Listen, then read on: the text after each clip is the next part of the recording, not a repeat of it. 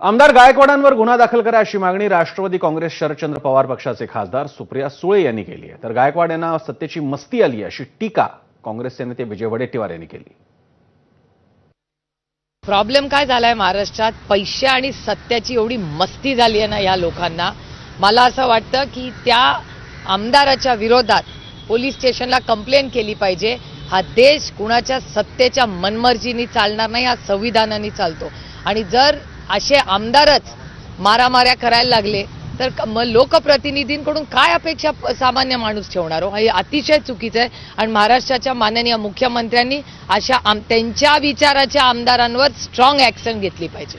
गुन्हा दाखल होण्याची मागणी होती। अर्थातच गुन्हा दाखलच झाला पाहिजे। ही कुठली मारामारी करायची पद्धत?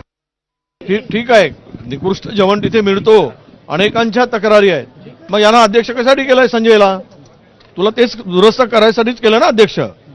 त्या समितीचा, भोजन समितीचा अध्यक्ष त्या विधिमंडळाने नेमला आहे। तिथली फूड क्वालिटी लोकांना व्यवस्थित मिळावी आमदारांना, ते न करता कायदा हातात घेणं म्हणजे ही मला वाटतं की सत्तेचा दुरुपयोग आहे, सत्तेची मस्ती आहे असा त्याचा अर्थ निघतो। योग्य ती कारवाई अशावर झाली पाहिजेत अशी आमची मागणी।